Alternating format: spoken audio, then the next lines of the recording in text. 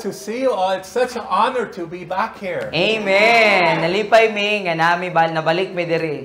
Nalipay mi nga nakakita ninyong tanan balik.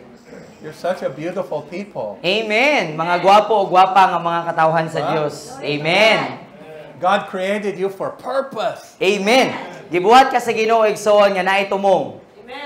So Amen. It's a great honor to be here. Thank you, Pastor. Amen. Amen. Salamat Pastora usa ka dakong dungog nga naami diri. When are you coming to the Polag to preach on Domingo?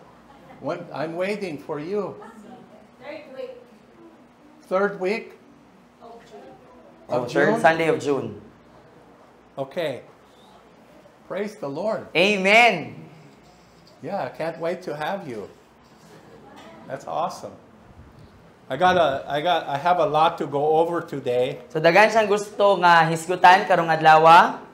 But I want to say something about Lika.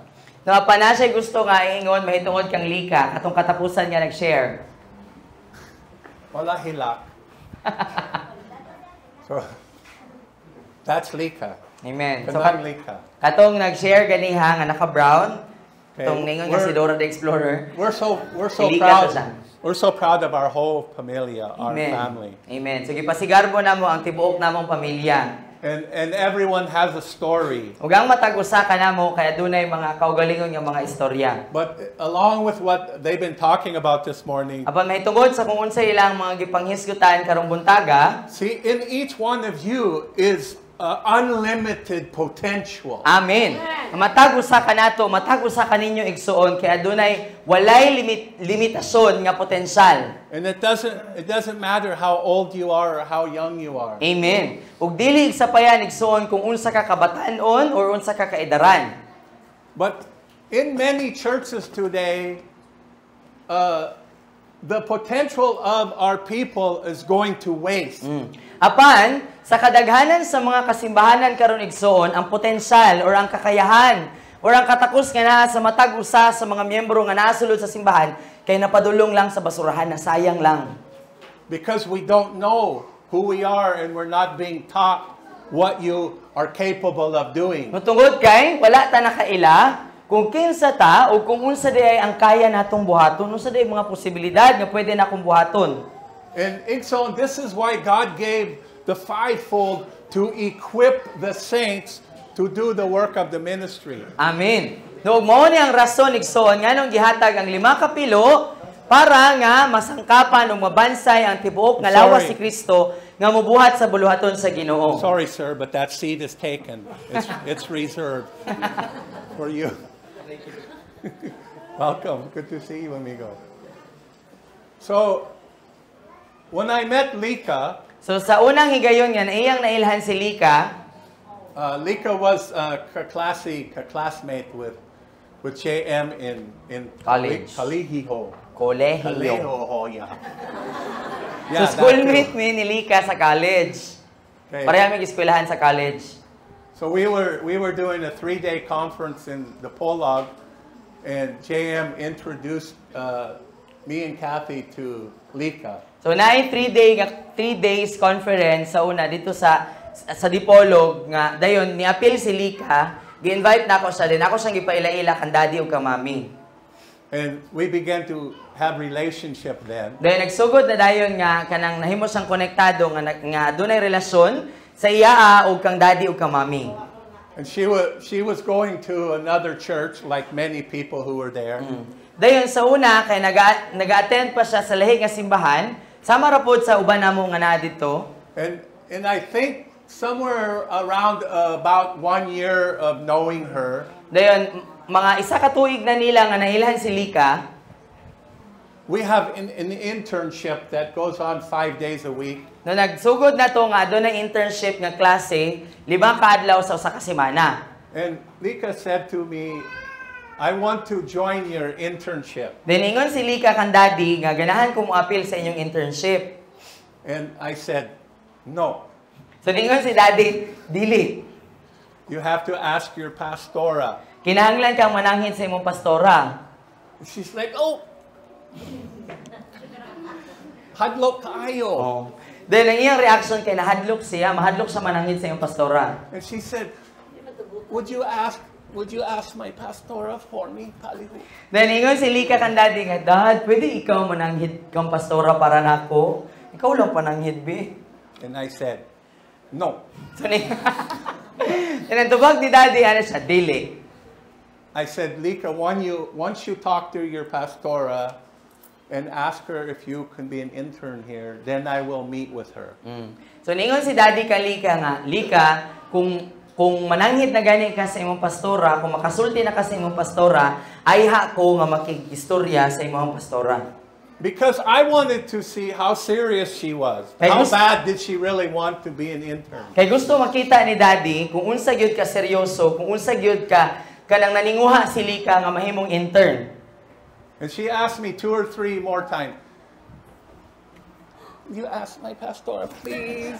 Dayon wala pa gyud na kontento si Lika. Nanang iniingon na pud sa balik ang daddy, ikaduha, ikatulo nga higayon ingon siya nga, Dad, ikaw lang pananghid para sa kong pastora, be.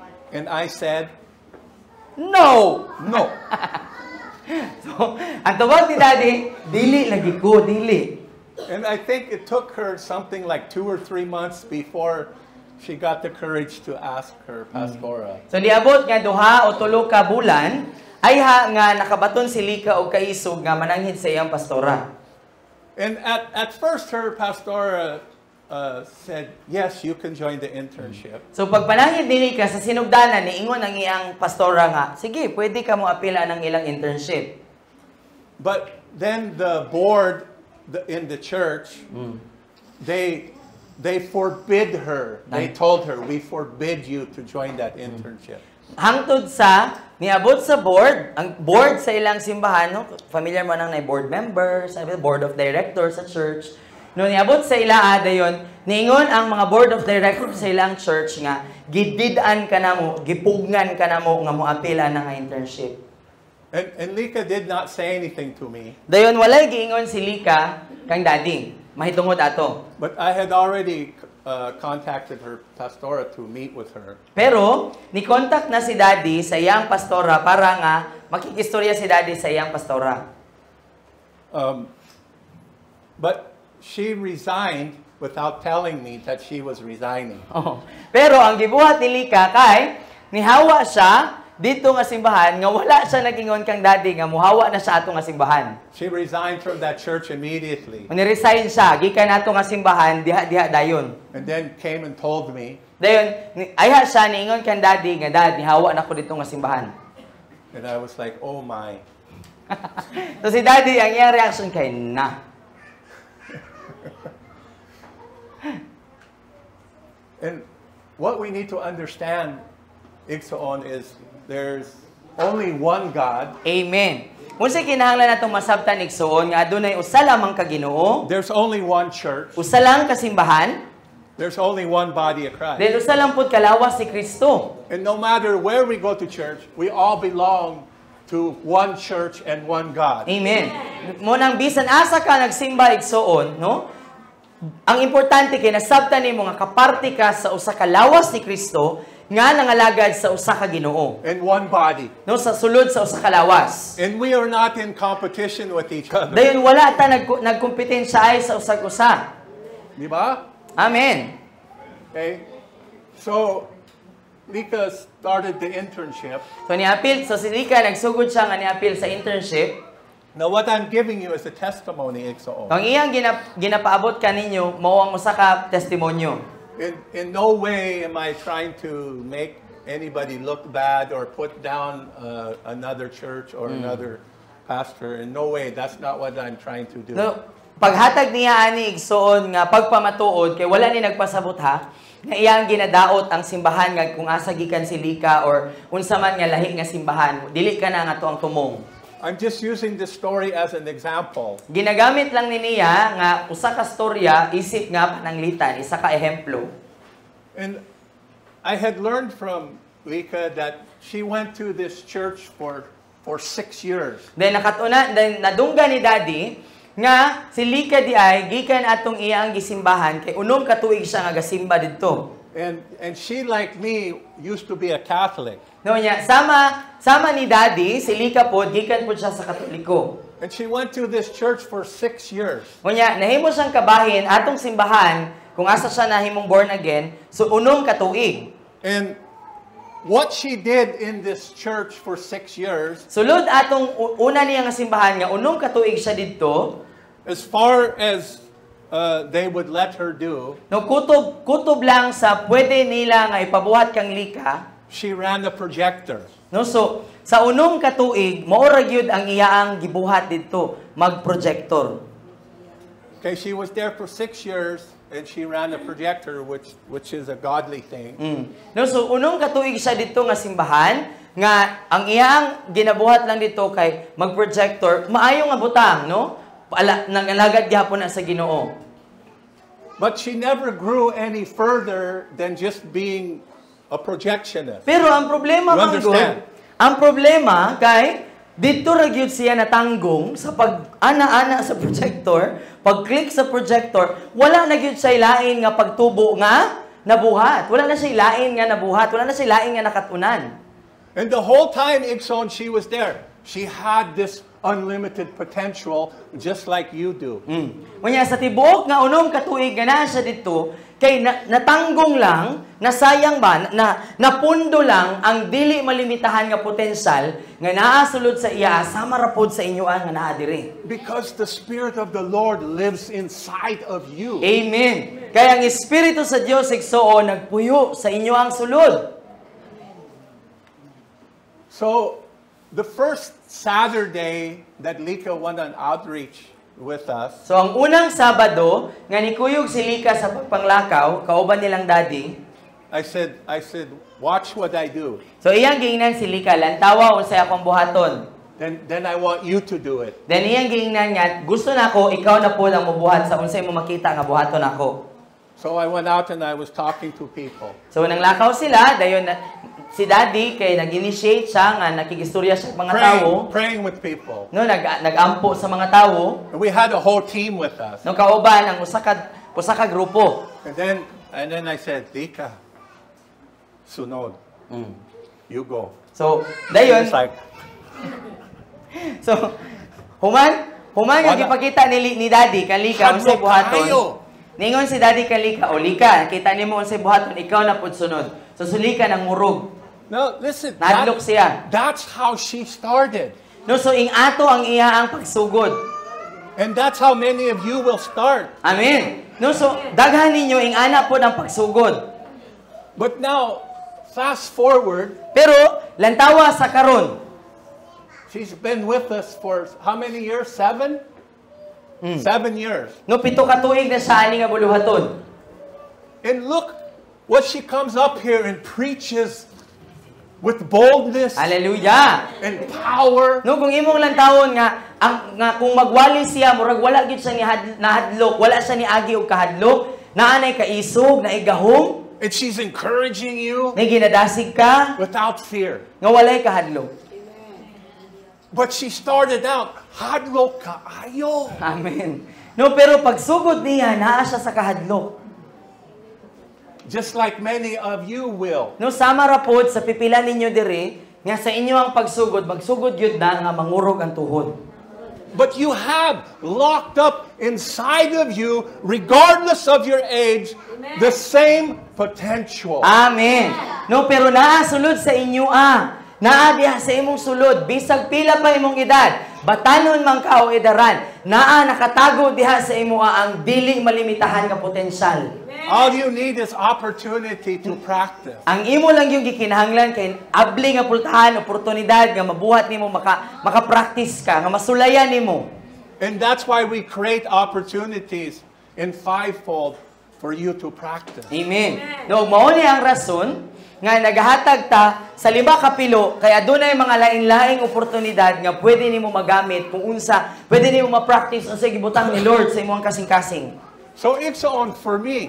So para sa iya Every time I listen to Lika or our family or John Michael when they magwali, namatagi gayon nga maminaw si daddy namo, bisag kinsa namo nga magwali mi sa tubangan. and I see them minister, Then makita mi niya nga nagministeryo, And I see God using them to cast out demons and heal the sick. Makita niya nga gigamit mi sa Ginoo nga nagpalayas og mga demonyo, nagayo sa mga masakiton. I just praise the Lord Nung dayigo niya ang Ginoo, madayig niya ang for Ginoo. what He has done through them. Tungod sa kung unsay gibuhat sa Ginoo pinaagi namo. I'm so amazed at the Manganghas goodness siya of God. sa kamaayo sa Ginoo. And Ikson, He'll use anyone, Amen. Ug gamiton pud sa Ginoo bisag kinsa, regardless of your age. bisag pila pa imong edad. Anybody who's willing. No bisag kinsa ninyo nga mosugot mo nga magpagamit. And this is the pain, this is the heartbreak that I go through as a spiritual father. No mao ni ang kabuak sa kasing-kasing nga iyang ginagian isip nga espirituhanong amahan. Because I was thinking while she was preaching, Kay nagunahuna si Daddy samtang nagwali si Lika. in her former church, she had the same potential, but it was going to waste. No sa kung asa siya gikan nga simbahan, kadna ka potensyal nga nakita ni Daddy samtang nagtindog si Lika diri, naa na daan kang Lika. Pero ni adtong unong katuig nga naa siya dito, nasayang lang ang potensyal. And if so, that has to change. Ug kinahanglan nga mabag-o na igsuon. It's the same for many of you. No pareha ra pud ni siya sa daghan nga naa ninyo diri. You have the potential, the same potential of Jesus Christ dwelling in you. Amen. But is it going to waste Ikson? No naa po kay potensyal nga gikan kang Ginoong Hesukristo nga nasulod sa imuha igsuon. Pero asa naman ginagamit ba o nasayang lang? This young man here, Marlo. No kining batanon nga lalaki nga akong kauban How si old are you Marlo. now? 25. When we met, how old were you? 20? Bayente? 20. Yeah. When we met, him and his two friends, they were gang members. Oh. Kini si Marlo, siya ug ang iyang mang igsuon katong si Nilo nga nakauban namo dire ug si Roger Lupod nga nakauban na pud namo dire. No barkada ni sila pero mga gang ni sila. As in, mga mamirahay. As I understand it, they would extort money from people by threatening them. Is that true? Is that true? Oh. No, so, ang ilang kaagi kay mga mamirahay sila nga kanabitang, kung naa sila'y, kanabitang hulgaon nila para naa sila'y makuha sa tawo. Iinom baga nila ang kwarta. Oh. But they met JM. Oh. Hangtod sa nailahan ko nila. And JM began to be friends with them and take time with them and to mentor them. Dayon nagsugod na dayon mi nga nahimong amigo, then ako silang gitudloan sa pulong sa Ginoo, ako silang gimatuto, gigahinan sila oras. And when I met JM, he was also going to other simbahan. So pagailan na mo ni Daddy, kay gikan pug ko sa lahi nga simbahan. Eventually, God sent him and Marlo and many others to our simbahan. Hangtod sa niabot ang punto nga gidala mi ni Lord diri nga buluhaton. And I had nothing to do with it. Then wala gyud gibuhat si Daddy mahitungod ato. Wala siya nagingon nga panghawa na mga pamalhin mo. I am not a sheep stealer, I am a sheep rescuer. Amen. No mo nang moingon gyud siya nga dili siya kawatan og karnero apan tigsakmit, tig-rescue og mga karnero. But Marlo also has a story. Napan si Marlo po, napod siya kaugalingon niyang sugilanon. Napod siya kaugalingon niyang Of how pagpangatuon. God grew him. Kung giunsa siya pagkuha sa Ginoo. And he's an amazing preacher. No, kini si Marlo usapod siya kakahibulungan nga magwawali. But this is the work of the Lord. No, apan buhat Not kini a sa man. Ginoo. Dili tao ang nagbuhat. But I remember when Marlo, the first time he came up in our church and he was hadlok kaayo. Unang higayon nga gipawali si Marlo kay hadlok pod siya. And him as his friends said, Don't video me. Oh. Don't video me. So unang higayon niya nakawali si Marlo, gipawali siya sa tubangan kay naa naman may camera ato, mag-video nami ba, mag-video nami. Ningon sila nga, ayaw mi i-record ha, kay basin makitaan mi dito sa amo ang simbahan. But now Marlo's preaching the gospel. He's going out in the streets. Amen. He's going into wherever there's public, into people's homes and in businesses. And he's telling them about Jesus. Amen. He's praying with them. Hallelujah. No, pero karon ang kausaban kang Marlo kay ginagamit na siya sa Ginoo pinaagi sa pagwali sa ebanghelyo ni Kristo. No, dili na siya maulaw sa mga kadalanan, musulod na siya og mga tindahan, mag-share sa pulong sa Ginoo, ospital, eskwelahan, bisag asa nga publiko nga dapit nga pwede nga makawali sa ebanghelyo ni Kristo. And Mel, Mom Mel, No, og si Marjorie, no katong pinakauna nga nag-share ganiha si Mama Mel. she's a mother with 2 children. No, usa siya kay inahan nga adunay duha ka mga anak. When we met her, she was living with a man and they had a child together. No, pagkailan mo sa iya, kay nana siya kaipon, no dili pa sila kasal ato, dinana sila isa ka anak. And she got on fire for Jesus. Dayon nakalayuhan siya para kang Hesukristo. Hallelujah. Her boyfriend was not on fire for Jesus. Pero ang iyang kaipon nato kay wala ga kalayo para kang Jesus. And she would come to church and cry all the time. Dayon matag simba niya kay magsigigit siya kiyak. Over her boyfriend. No tungod sa iyang kaipon. And her boyfriend was saying to her, "Why do you have to go to church all the time?" Then ang iyang kaipon nato, kaipon pa sila ato, no? Sige siyang ingnon, nganong sige man kag adto og simbahan? Nganong sige man kag simba? Am I telling the truth? Tinaod, Mel? And the Spirit of the Lord told me to tell her, "Don't worry, he'll be okay. Do not try to change him. Let the Lord have him." Hallelujah. No, dahil ang Espiritu sa Diyos, nakigsulti kang daddy, no pinaagi ni daddy, niingon kang Mel, niingon dayon ang Ginoo kang Mel nga, ayaw ka balaka na imong kaipon, pasagdai lang na sa siya, kay ma-okay ra na siya. Ayaw sulayi nga ikaw mo bago sa iya, kay ang Ginoo mo tagpuan na niya.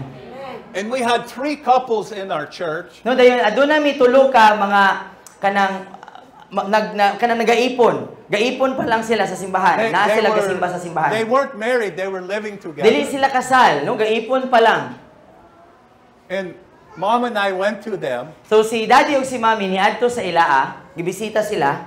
and we were telling the first couple, we sat down with them, we want to talk to you about you living together. No, so nakigistorya si daddy ug si mami niining una nga nag-ipon, no nga gisultian sila mahitungod sa ilang pag-ipon. And they said immediately, they thought they were in trouble. No, dayon pag-abot pa lang dito sa ilang balay, nagtuog yun ning kanang kining Paris nga, nagtuo sila nga, ala, basi kasabaan ta. And they said, "We want to get married, but we don't have money." So, niingon sila nga, ganahan man unta mi magpakasal, pero wala lang jud may kwarta. And I said, "We're not here to tell you to get married. No, so, pag-adto dito nilang daddy, niingon siya nga, wala mi diri para nga ingnon mo nga pagminyo na mo, dapat kaslo na mo. We're here to tell you what the Word of God says. Pero naa mi diri para isulti sa inyo unsa ang pulong sa Ginoo. You don't want to live in adultery No, dili or ni- fornication. No, dili nimo gusto, dili nato gusto nga magkinabuhi mo nga nagpakasala, no? Nakighilawas gawa sa kaminyoon. But you also don't want to marry an unbeliever. Pero dili po ka gusto nga agi kay nag-ipon na mo magpakasal na lang mo unya dili day siya magtotoo. You don't want to be unequally yoked. Di ba? Kay ang pulong nagingon man nga ayaw ibutang imong kaugalingon nga mapareha mong yugo sa dili nga magtotoo. You remember that? Kay nung dumo ana nga bersikulo. So we're not telling you to get married, but we're telling you what the Word of God says about having sexual relations when you're not married.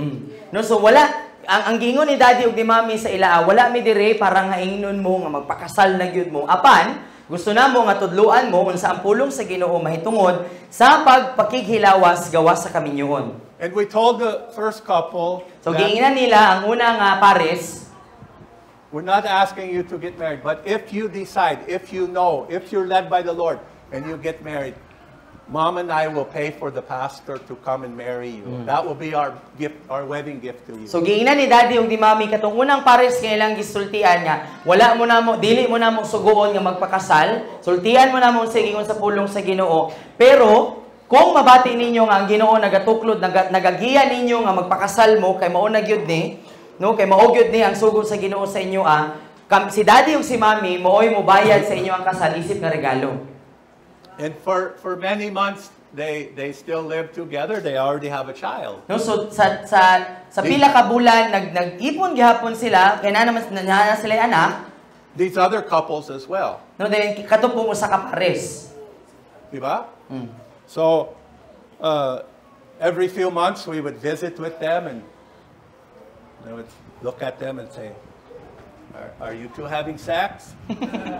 No, so matag bulan mo bisita si daddy ug si mommy. Atong pares nga nag-ipon. No, mangutana sila unsa man naghilawas ba mo? And they were like, Nakikhilawas ba mo? no, we are not. So ngayon gyud pod matinudanan gyud pod Yes. mo motubag gyud ang katong unang pares nga gibisita ni daddy ug ni mommy nga wala gyud dad, wala gyud mi nakikhilawas sa usag-usa. Praise the Lord. Nalaygon ang Dios. And one Sunday, her boyfriend came to church. No, then usa ka Domingo ni ana, ang kaipon ni Mel ato ni Simba. And he was just sitting back there minding his own business. Dito sa likod, nagpalikod siya. No nga, naara siya sa likod. And during worship, the Holy Spirit hit him. Hallelujah. Kaya samtang nagdayeg mi, kay ang balang espiritu miigo sa iya. Hallelujah. And the Holy Spirit is willing to hit any of you at any time. Amen. Ug ang balang espiritu igsuon, no musugot pud siya nga igon ka karon, hikapon ka, tandugon ka karon bisag kanusa. And he started jumping up and down and yelling, Jesus! And he was on the ground going, Jesus! Tinuod. No? Katong gibuhat ni daddy mo, ito'y gibuhat sa kaipon ni Mel. Imagine, first time ba ito niya nga mag-church? Or first time itong natabo sa iya. Naara siya sa likod, giigo siya ni Holy Spirit. Sige siya ambak-ambak. Pag igo ni Holy Spirit sa iya, sige siya ambak-ambak. Sige siya sagit. I love you, Lord! I love you, Lord! At the top of his lungs. O kutob yun sa pinakakatapusan na niyang gininawa. Sige rin siya sagit, I love you, Lord! For an hour and a half. No, isa ka oras ug tunga nga gaing ato lang siya. And he's never been the same. No, so kada ato nausab na gyud siya. And eventually they got married. Hangtod sa niabot sa punto nga nagpakasal gyud sila. And Pastora married them. Ug si Pastora Daphne ang nagkasal sa ila. And it was Pastora's very first wedding she ever did. Amen. Ug mao to ang pinakauna nga ay si Ate Marissa, yeah. Oo, it was Marissa and Chris. Oh, Her first. Well, they were, as far as I understand, Marissa and Chris already got married. Yeah, they were. At Justice of a Peace. No, No? she was the one who married them. Okay. So they were the second? Okay, Yeah. they were second, excuse me. So silang Mel ang ikaduha nga gikasal ni Pastora Daphne. Praise the And Lord. when Pastora Daphne married the first couple, she looked like she was experienced. She didn't look scared at all. So ang pinakaunang higayon nga kanang pag-officiate ni Pastora Daphne og kasal kay wala man mo natikan nga first time di niya nga magkasal. Murag hanas na kaatupas. So, Amen. so the point is she had that potential in her as well. Her boyfriend who became her husband had that same potential. Amen. No, so ang punto nato ani igsoon kay si Marjorie sama sa uban ang iyang kaipon nga nahimo pud niyang bana kay naay potensyal. Now, everyone I bring here, they preached at our church in front of everyone. Ang tanan nga mo ang gidala diri kay nakasulay na sila nga motindog dito sa mong simbahan nga nagwali at tubangan. Pero kanamo ingon sila nga first time nila, tinod yun na first time nila nga lahi nga mga tawo. And most of them are pretty comfortable with that. No, kadaghanan nila kay komportable na sila. But like they tell you, they never preached before in front of a strange church. Yes. No, pero sama sa ilang ginaingon nga wala pa gyud sila nakasulay nga magwali sa lahi nga simbahan. You didn't know you were strange, did you? No, so wala mo kabalo no nga lahi mo. Katinghad-an mo. And it's different the first time you do that. Oh, di ba kay lahi man gud sa pag nakasalahi nga simbahan. But they're ready. We bring them here for a new experience. Pero andam sila nga mo sinati og bagong mga kasinatian. And that same potential is in you, in every one of you. Amen. No, ang kana nga potensyal igsuon naa po na sa matag usa kaninyo. And God does not want that potential in you to go to waste. Amen. Kung dili ganahan ang Ginoo igsuon nga kana nga potensyal nimo masayang, malabay lang. Every one of you, if you are born again and you're filled with the Spirit of God, you have been given gift by the Lord, and He has a plan for you since before the foundation of the earth to use you to carry His nature in you to manifest His glory to others. Amen. Nung unang kung ikaw igsoon, na tao kapag usab, puno ka sa Espiritu Santo sa Dios. Ganahan ang Ginoo nga ipadayag ang iyang himaya ug ang iyang kinaiya. Ganahan siya nga gamiton ka nga ipadayag kung unsa ang tumong sa Ginoo sa imuang kinabuhi, nga mahimo kang pagpadayag sa kinaiya ug sa himaya ug gahom sa Ginoo diri sa kalibutan igsoon. And everyone has a story of their first time. No, ang matag usa nato igsoon, natay lain-lain nga mga storya sa atong unang higayon. Everybody, I hate to tell you this, but you can't experience the second time until you experience the first time. Correct. No? Para sa tanan igsoon, dili gyud nimo masinati ang ikaduhang higayon kung dili nimo sugdan sa unang higayon. Amen? Di ba? So, Ikson, are you willing to experience the first time and be hadlo kaayo? Muna ikaw igsoon, willing ba ka, musugot ba ka nga musulay? Sige daw, sulayan daw nako unang higayon. Bisan og naa kay kahadlo. Are you willing to let God use you? Musugot ba ka nga gamiton ka sa Ginoo?